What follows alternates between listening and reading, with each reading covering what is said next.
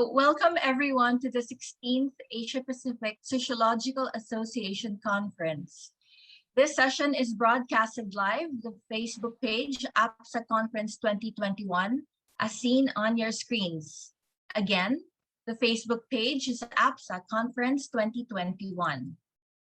This year's conference follows the theme Solidarity and Collaboration Among Sociologists in the Asia Pacific towards resilience and inclusive development. We would like you to contribute to the sociological discussions here at APSA 2021. Please be guided of the house rules for today's session. All participants are automatically muted upon entry. The ceremony will be recorded for documentation purposes, and for panelists, please keep your video off and your microphone muted, especially if it is not your turn to speak. Also for panelists, we will warn you when you only have 3 minutes left. For attendees, please send your questions, specifying to whom it is addressed to the Q&A section at the bottom of your screen so that the session chairs can note this and raise it during our open forum. For those watching through the Facebook live stream, please send your questions through the comment box of the live stream. Let us now begin the webinar with a welcome message from the President of the Asia Pacific Sociological Association, Dr. Emma Porio. Good morning, everyone. Welcome to the 16th Asia Pacific Sociological Association Conference. I would like to share with you that in 1996, the Philippine Sociological Society, with then President Cora Lamog, and the Philippine Social Science Council, with then the Executive Director Virginia Mirilao, organized the first APSA conference with the founding president, John Western, the legendary sociologist from Australia's Queensland University. Since then, APSA had been fortunate to be led by distinguished sociologists from Australia, Japan, Thailand, from Thailand and the Philippines. And we also have conferences in the cities of Southeast and East Asia.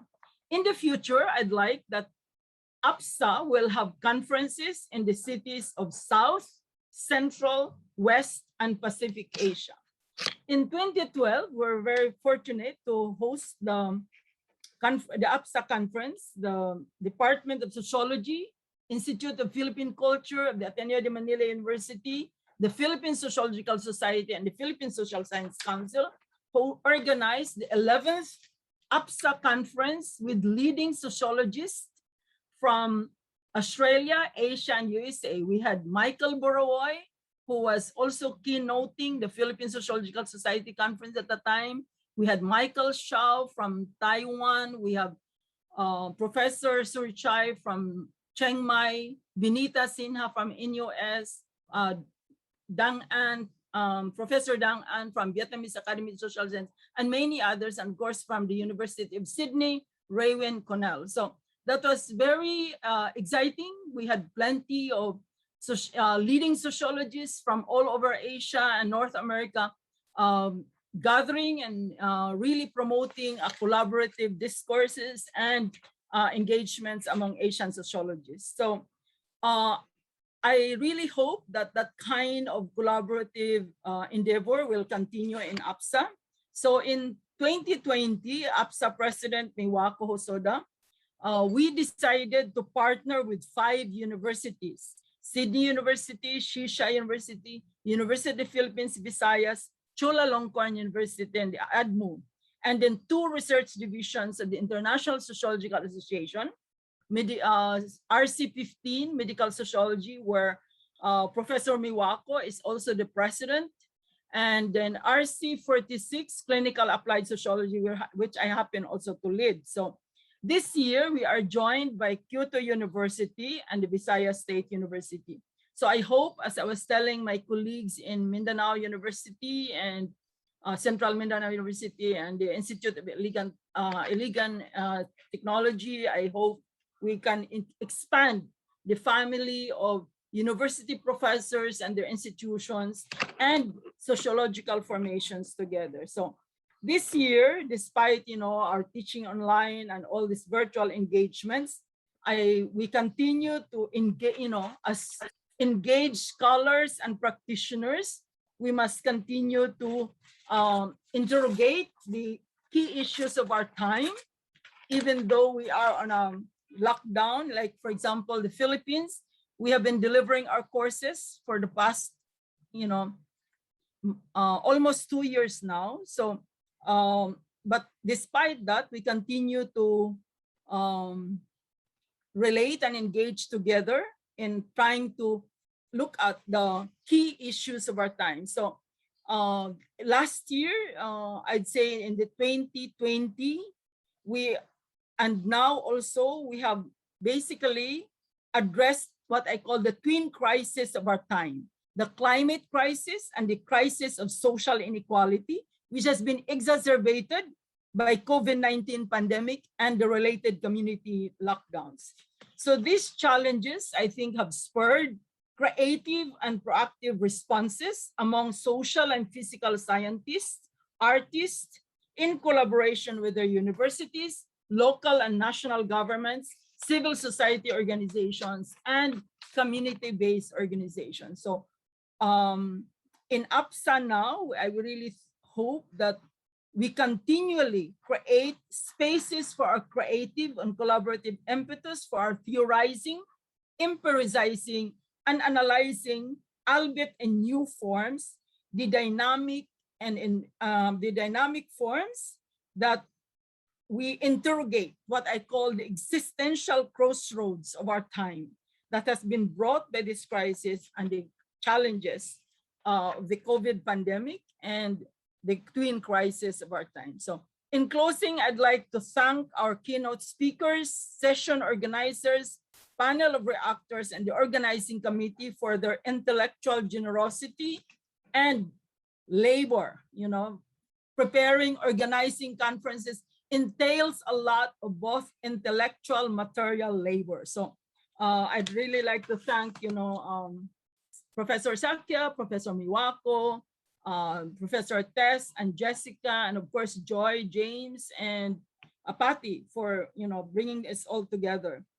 I would like to thank also our Ateneo de Manila University President, Father Roberto Yap, and also the project holder of the Coastal Cities at Risk in the Philippines.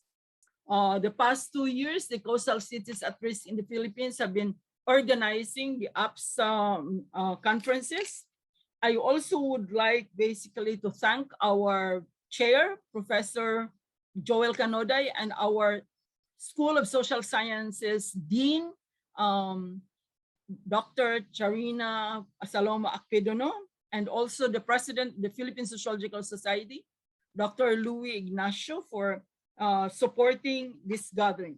So I would like to say that, these Apsa conferences and our gathering together virtually during the COVID pandemic is really premised on trust, collegiality, and solidarity. And I hope that together we can contribute in a more collaborative world and a more better and dynamic world of sociologizing and interrogating the social issues of our time and opening and creating proactive responses as well as the alternatives that we may have a better future. Thank you very much. Joy? Yeah. Thank you, Michael. Okay. Joy? Thank you, Dr. Porio. Yeah. We will now hear from the Ateneo de Manila University President, Father Roberto C. Yap, S.J., who is also the project holder of the Coastal Cities at Risk in the Philippines, Investing in Climate and Disaster Resilience Project.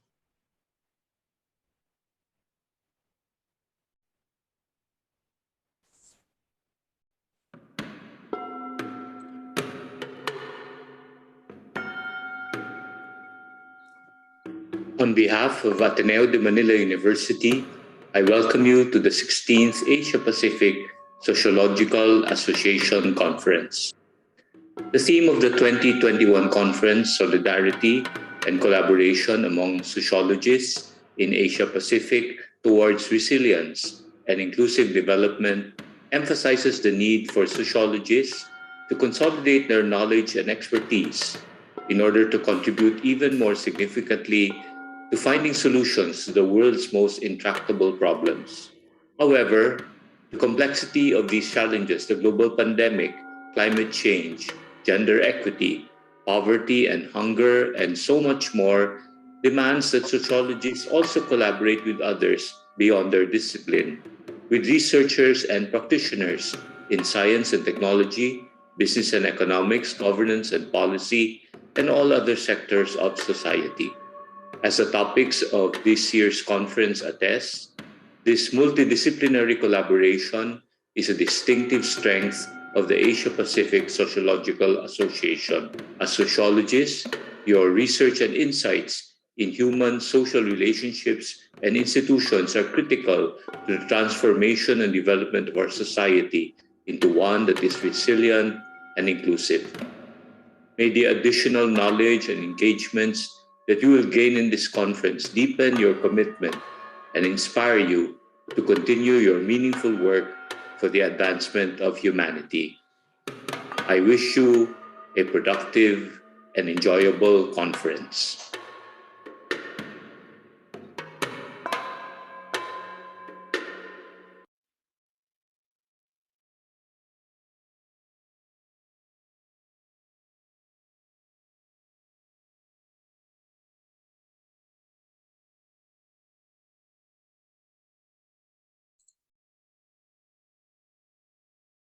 Now, we will hear from Dr. Melanie Robertson, the Senior Program Specialist of the Climate Change Program of the International Development Research Center in Canada, IDRC.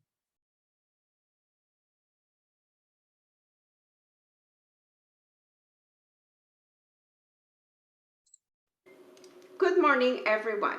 My name is Melanie Robertson, and I'm a Senior Program Specialist at IDRC, the International Development Research Center.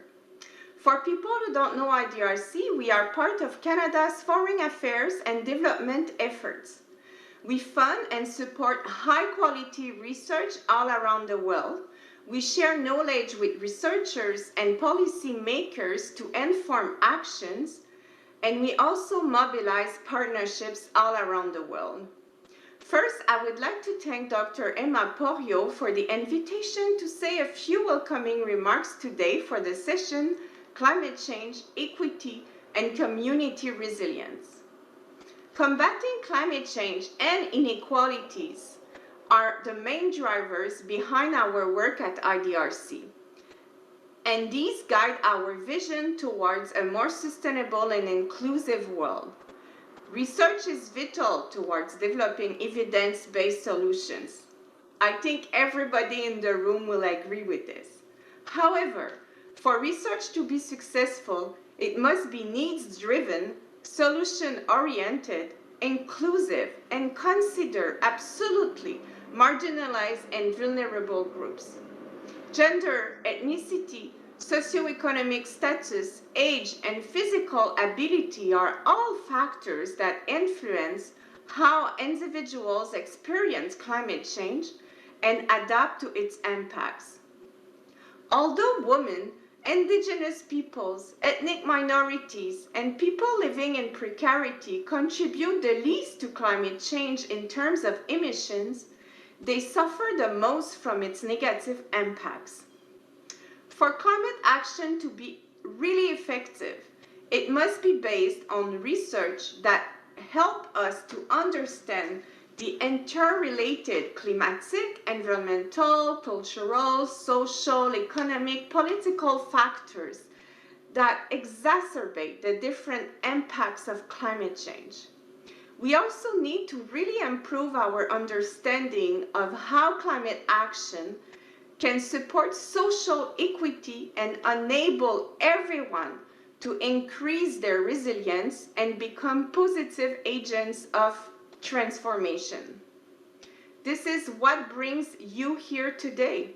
I wish you a very great session, And thank you again, Emma, for this opportunity to say a few words on behalf of IDRC. This is an honor. Thank you.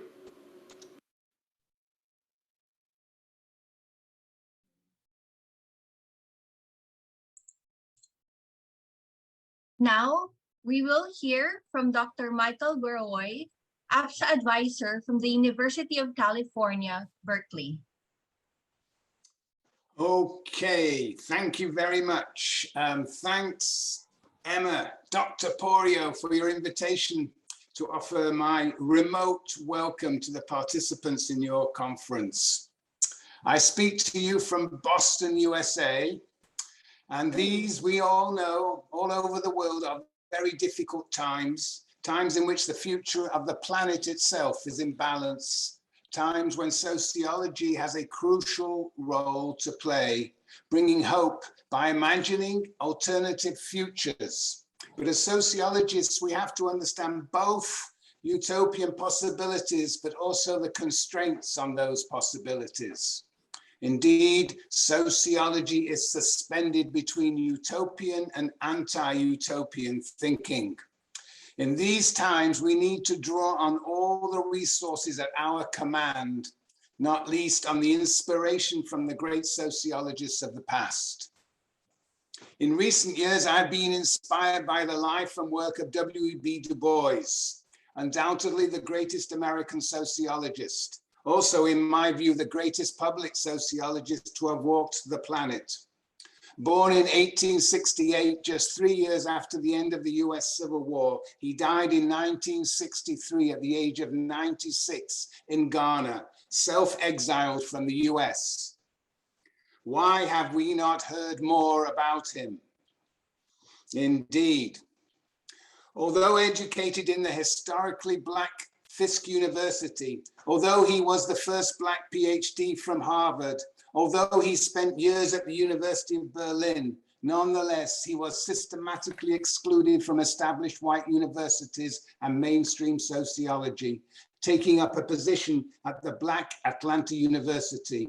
He developed his own Atlanta School of Sociology that preceded the Chicago School by 20 years, conducting research every bit as meticulous as the Chicagoans. Until recently, his enormous achievements were denied, but today we are increasingly turning to them. After 13 years of mounting frustration and racism, Du Bois left Atlanta University to found the NAACP, that is the National Association for the Advancement of Colored People, the famous civil rights organization, and became editor of its magazine, The Crisis, for 25 years, from 1910 to 1934. He showed how effective a resolute public sociology can be. He was not only an editor, but he continued to be a scholar, a poet, a novelist, and a dramatist. There were no limits to the ways he communicated his original sociology. Through most of his life, he saw the solution to social problems as a form of democratic socialism. But that itself, he always insisted, depending on first solving the race problem. At the turn of the 20th century, he proclaimed the color line as defining the future. This led him to being a leading Pan-Africanist. It led him to see how the US imperialism was thwarting the freedom of the darker races throughout the world. And his ideas stretched beyond Africa to Asia too. After World War II, he was a leader of the international peace movement, which put him on the wrong side of the Cold War, at least on the wrong side as far as the US state was concerned. He was indicted by the US state as an undeclared foreign agent, but the case had ultimately to be thrown out. He was embraced by the Soviet Union and China as a celebrated opponent of the US state and a determined advocate of civil rights. He lived the last years of his long life in self-exile in newly independent Ghana at the invitation of President Kwame Nkrumah. US mainstream sociology made every effort to bury his extraordinary contributions, in particular his reinterpretation of US history an reinterpretation that centered the role of African Americans, even as they faced assaults on their existence. US sociology disparaged his genius because it didn't want to be linked to his radical politics, politics that are now inspiring a rethinking of the past and the present, and indeed the future. Today, we need such global figures to inspire reconnections across the face of our devastated planet, reconnections that will attempt to save humanity from the disasters it has created. The Asian Pacific Sociological Association is undertaking the important task of building an international community to address such entangled global problems as climate change, pandemics, and inequality. Congratulations to Dr. Porio and her colleagues for mounting this conference despite everything. Thank you very much. Thank you, Michael. That was great. Yeah. Thank you very much, Dr. Brawoy. Also, thank you to Dr. Robertson, Father Bobby, and Dr. Porio. We will have 2 sessions for the first day of the conference, one in the morning and one in the afternoon. The first session focuses on health and inequality. Professor Miwaku Soda from Seisei University in Japan will moderate this session, together with Associate Professor Zakia Hussain from the University of Sydney in Australia. May I now hand over the floor to Professor Miwaku Soda and Professor Zakia Hussain.